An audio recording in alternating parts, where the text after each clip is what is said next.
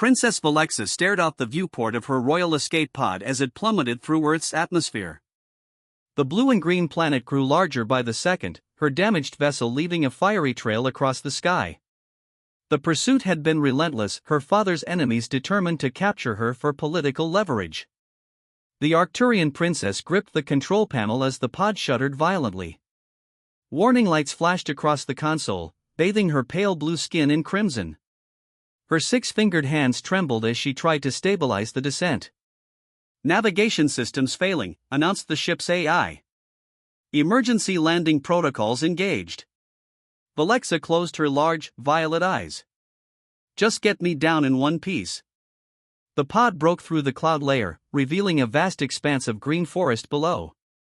The mountains of this primitive world seemed to reach up to claim her as the vessel lost the last of its power. With a final warning screech, the pod crashed through the trees and slammed into the forest floor, the impact throwing Valexa against her restraints before everything went dark. Miles away, Forest Ranger Mike Chen looked up from his lunch at the sound of the distant crash. He squinted at the plume of smoke rising above the tree line. "That's not good," he muttered, grabbing his pack and radio. "Control, this is Chen. I've got visual on what looks like a small aircraft down in Sector 7. Moving to investigate now." The radio crackled. "Copy that, Chen. Backup is 2 hours out minimum. Assessment only, don't play hero." "Roger that," Mike replied, already jogging toward his Ranger vehicle. The forest was dense, forcing Mike to continue on foot after driving as close as possible to the crash site. The smell of burnt metal and strange chemicals grew stronger as he approached. He expected to find a small plane or perhaps an experimental drone. What he found instead stopped him in his tracks. Half buried in the soft earth was a sleek, metallic pod unlike anything he'd ever seen. No wings, no propellers, no obvious means of flight. Its surface gleamed with an iridescent material that seemed to shift colors in the dappled forest light. "What the hell?" Mike whispered, approaching cautiously. A portion of the craft had split open, revealing a dark interior. Mike pulled out his flashlight and peered inside. His heart nearly stopped when the beam illuminated a figure slumped in what appeared to be a pilot's chair. But this was no human pilot. The being was humanoid but clearly alien, slender with blue-tinged skin, six-fingered hands, and facial features that were just different enough to be unsettling. A line of small ridges ran from the forehead down to a neck that seemed too long. The creature wore what looked like a form-fitting uniform adorned with unfamiliar symbols. Mike's training took over despite his shock. He checked for signs of life, finding a pulse point on the alien's neck. The rhythm was fast but steady. "Hey," he said softly, "can you hear me?" The alien's eyes fluttered open, revealing striking violet irises with no whites. Those eyes widened in alarm as they focused on Mike. The creature gasped and scrambled backward in the seat, speaking rapidly in a language of clicks and musical tones. Mike held up his hands. "Easy there. I'm not going to hurt you." The alien stopped, tilting its head in confusion. A small device on its collar blinked several times. When it spoke again, the words were halting but understandable. "Human. Primitive world. Not authorized contact." "Well, excuse me," Mike said, unable to keep the sarcasm from his voice despite the extraordinary situation. "Your unauthorized crash landing isn't exactly following protocol either." The alien's expression shifted to what Mike guessed was indignation. "I am Princess Valexa of the Royal House of Arcturus. My presence here is unintentional." Mike stared. "A princess? Like, an actual alien princess?" "Your comprehension is adequate," Valexa replied, then winced as she tried to move. "My vessel is damaged beyond repair. I require assistance." Mike shook his head in disbelief. "This is way above my pay grade." He glanced at his radio but hesitated. If he reported finding an alien, government agencies would swarm the place in hours. Something told him that might not end well for the injured visitor. "Look, I don't know what's going on, but you're hurt. My cabin is about 2 miles from here. I can treat those injuries, then we can figure out next steps." Valexa's eyes narrowed. You offer aid without contacting your authorities? Let's just say I've seen enough movies to know how this usually goes, Mike replied. Can you walk? The princess attempted to stand but stumbled. Mike caught her instinctively, surprised by how light she was despite being nearly his height. I will manage, she said, pulling away from his touch with obvious discomfort. They had just exited the pod when a distant roar echoed through the sky. Valexa froze, fear evident on her alien features. Draconian scouts, she whispered. They followed my descent path. We must hide. Mike looked up but saw nothing yet. Friends of yours? If they capture me, your world will become a diplomatic battleground, Valexa said urgently. We must go. Now. Mike didn't need more convincing. He led the princess away from the crash site, heading deeper into the forest rather than toward the trail. The alien struggled to navigate the uneven terrain, her movements suggesting she was used to smoother environments. What exactly are you running from? Mike asked as they pushed through dense underbrush. Valexa's translator device hummed before she answered. Political marriage. Prince Zorgax of the Draconian hegemony. The Union would give them access to Arcturian technology that could shift the balance of power in their favor. So you're a runaway bride, Mike summarized. Across galaxies. That's ambitious. I did not anticipate landing here, Valexa said with what sounded like embarrassment. Earth is classified as a pre-contact civilization. A primitive world not ready for galactic community. Mike helped her over a fallen log. Primitive, huh? Yet here you are, needing our primitive help. The sound of engines grew louder. Through the canopy, Mike caught glimpses of sleek, dark shapes moving with impossible speed. He pulled Valexa under a rocky overhang just as a searchlight swept the forest floor where they had been standing moments before. They are scanning for Arcturian biosignatures, Valexa whispered. My royal genetic marker is distinctive. Mike removed his jacket and wrapped it around her shoulders. Will this help? Valexa looked surprised. The natural fibers may confuse their sensors temporarily. That was unexpectedly insightful for a primitive species. You know, you might want to ease up on the primitive talk, Mike said. Especially when this primitive is trying to save your royal blue behind. For the first time, Valexa's expression softened into what might have been a smile. Your point is acknowledged, Mike Chen of Earth. They waited in tense silence as the scout ships circled overhead. Eventually, the vessels moved away, continuing their search pattern over the next valley. We should move while we can, Mike said. My cabin has supplies and we can treat your injuries there. As they resumed their careful trek through the forest, Valexa studied the human with new interest. Perhaps there was more to this world than the Arcturian educational archives had indicated.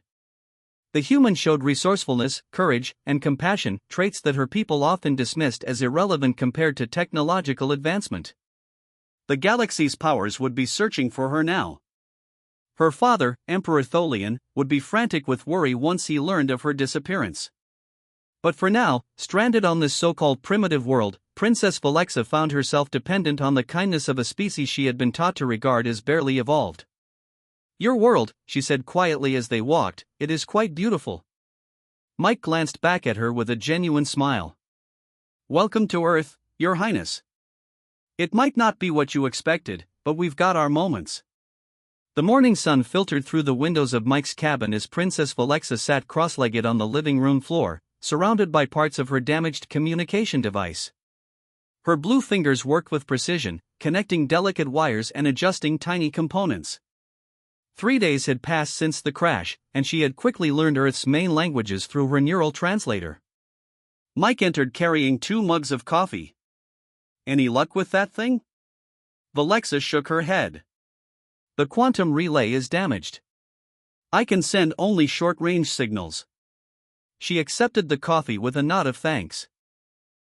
At first, she had refused human food, surviving on emergency rations from her escape pod. But curiosity had eventually won out.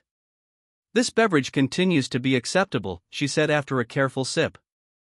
Mike smiled at what he now recognized as high praise from the alien princess.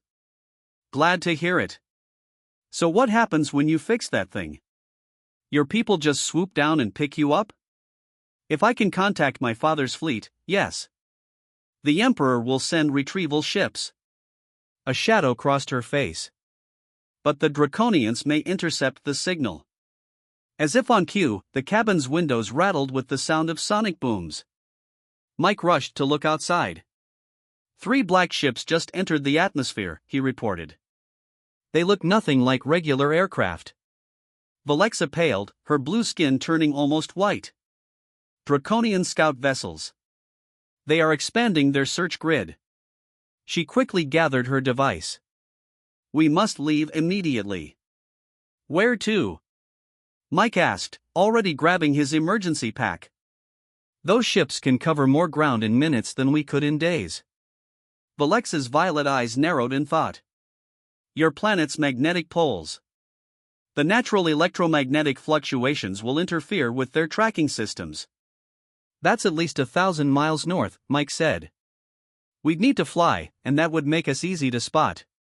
Then we travel on land, Valexa declared. Using your knowledge of this territory. Within 20 minutes, they were in Mike's old truck, heading down Forest Service roads that rarely saw traffic. Valexa hunched in the passenger seat, her alien features hidden under a hat and scarf despite the warm weather. Your vehicle is primitive, she observed, studying the manual controls. But reliable, Mike countered. And invisible to your high-tech friends. No computer systems to track. Valexa considered this an advantage I had not anticipated. Perhaps there is wisdom in maintaining older technologies. As they drove, Mike's curiosity got the better of him. So what's it like out there? In space, I mean. Are there many worlds like yours? The Galactic Confederation includes over 300 sentient species across 12,000 inhabited worlds, Valexa replied.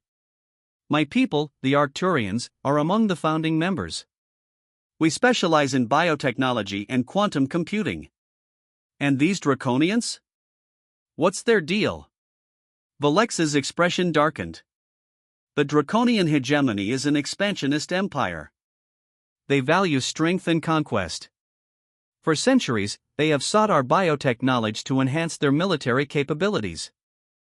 And marrying you would give them access? Precisely.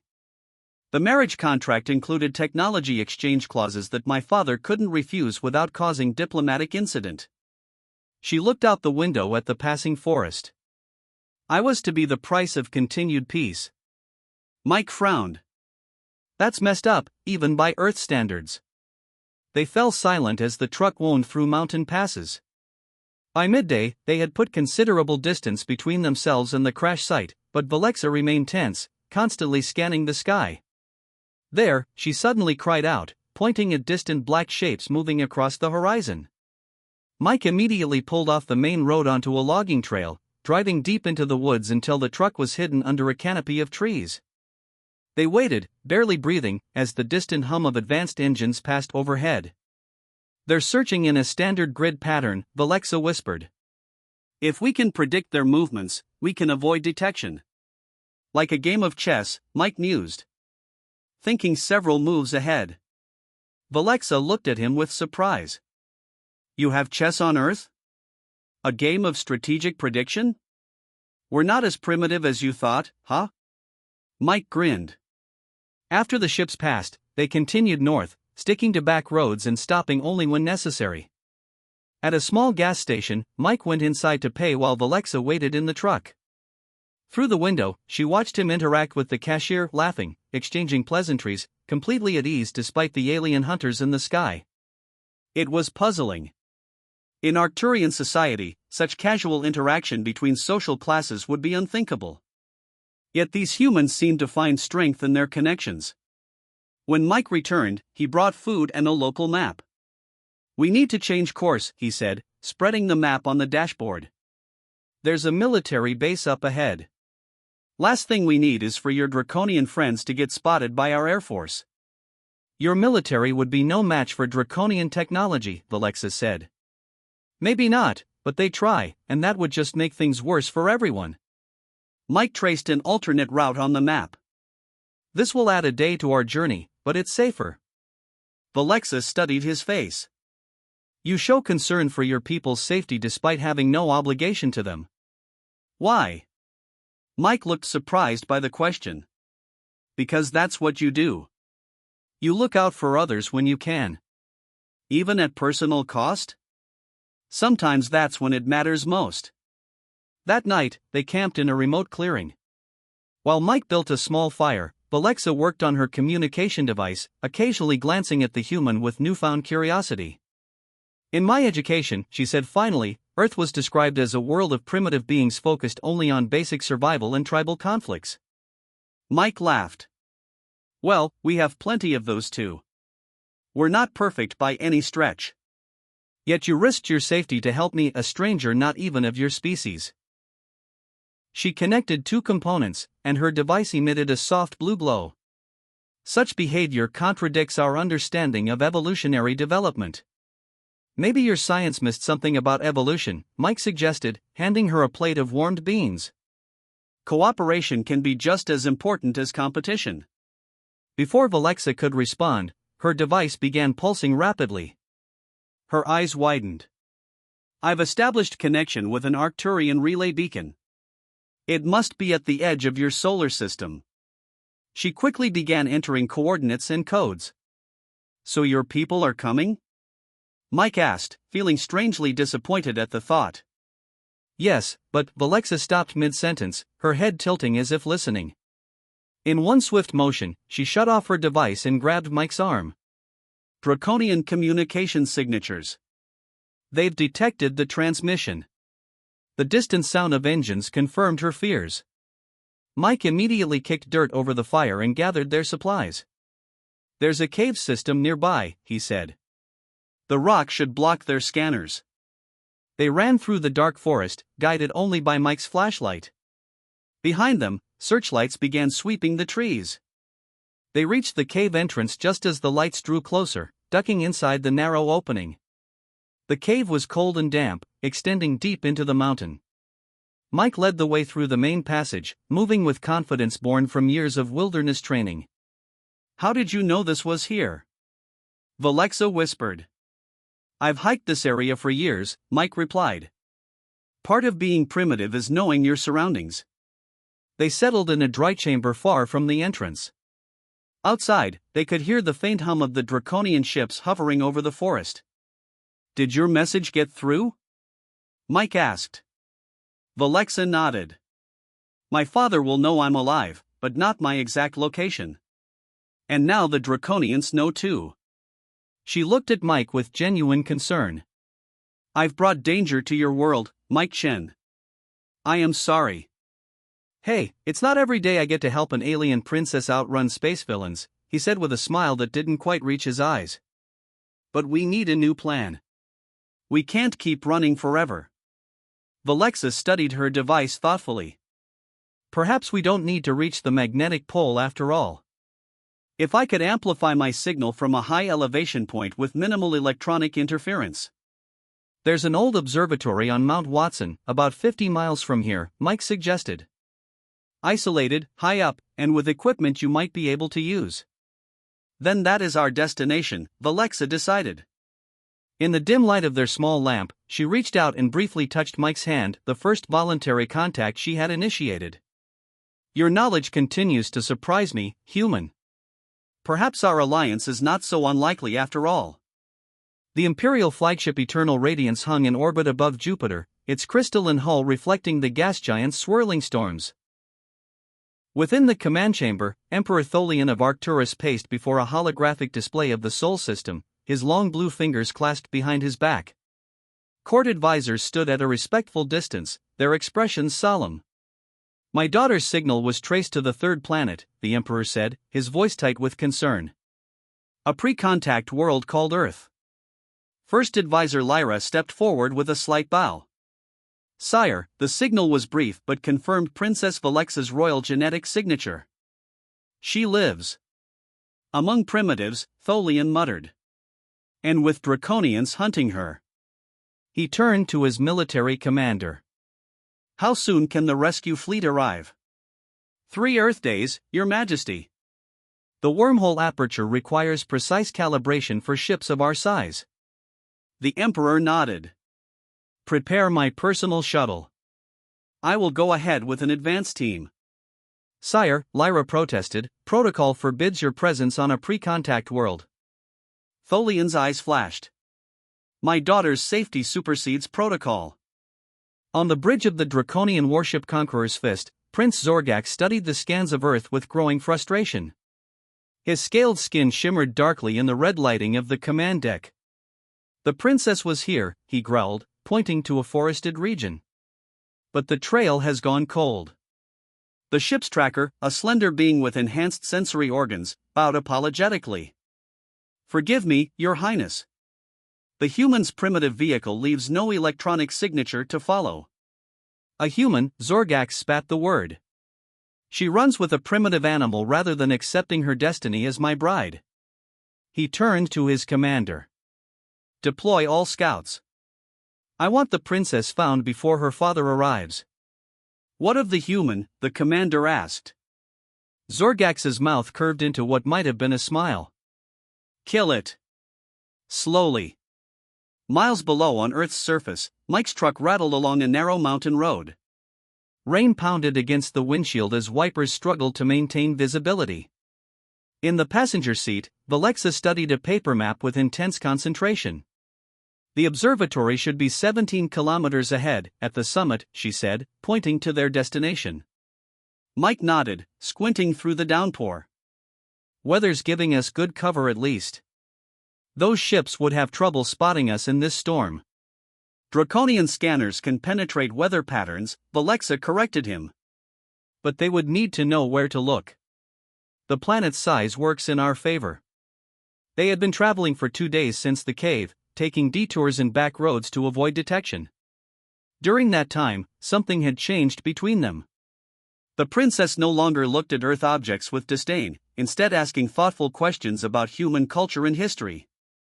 Your species has accomplished much without quantum technology, she admitted as they drove. Your adaptability is remarkable. Mike smiled. High praise from an alien princess. I am serious, Mike Chen. My people achieved space travel 3,000 years ago, but we did so through gradual, methodical advancement. Humans have compressed similar progress into mere centuries. We're impatient, Mike said with a shrug. Not always a good thing. A sudden explosion of light ahead made them both flinch. A Draconian scout ship descended through the clouds, its searchbeam cutting through the rain directly in their path. They've found us. Valexa gasped. Mike spun the wheel, sending the truck skidding off the main road onto a logging trail. Hold on. The truck bounced violently as it raced down the rough path, branches scraping against the sides. Behind them, the scout ship fired a pulse that scorched the earth where they had been moments before. Can this vehicle go faster? Valexa asked, bracing herself against the dashboard. Not without flipping us over, Mike replied, fighting for control on the muddy track. We need cover. Ahead, the trail disappeared into a dense stand of ancient redwoods. Mike gunned the engine, plunging them into the shadow of the massive trees. The forest canopy closed over them like a protective hand, the thick trunks creating a natural maze. The scout ship hovered above the forest, unable to penetrate the dense foliage with its sensors. After several tense minutes, it moved away, continuing its search pattern elsewhere. Mike let out a breath he hadn't realized he'd been holding. That was close. Valexa nodded, her expression troubled. They are concentrating their search in this region. Someone must have reported seeing us. Or they figured out where we're headed, Mike suggested. Either way, we can't use the truck anymore. It's too easy to spot. They abandoned the vehicle deep in the forest and continued on foot, following animal trails through the underbrush. The rain eventually stopped, giving way to a misty afternoon. Despite the danger, Valexa seemed fascinated by the forest, pausing occasionally to examine plants or insects. Life here is so diverse, she remarked, watching a spider rebuild its rain-damaged web. On Arcturus, Our ecosystems were carefully engineered for efficiency centuries ago. Engineered? Mike asked. You mean you designed your own plants and animals? Of course. Allowing natural evolution is. She searched for the word, messy. Mike laughed. Sometimes messy is good. Creates unexpected solutions. As the day faded into evening, they reached a ridge overlooking a valley. In the distance, the white dome of the observatory gleamed in the last rays of sunlight. But between them and their destination lay an open meadow with no cover. We'll have to wait for darkness, Mike decided. Too exposed otherwise. They made camp in a small hollow, eating the last of their provisions. As night fell, stars appeared in the clear sky, countless points of light that Valexa studied with a homesick expression. My home is there, she said softly, pointing to a bright star near the horizon. Arcturus. My father is likely already on his way. Will you be glad to go back? Mike asked. Valexa was silent for a long moment. A week ago, I would have answered without hesitation. Now, I am not certain.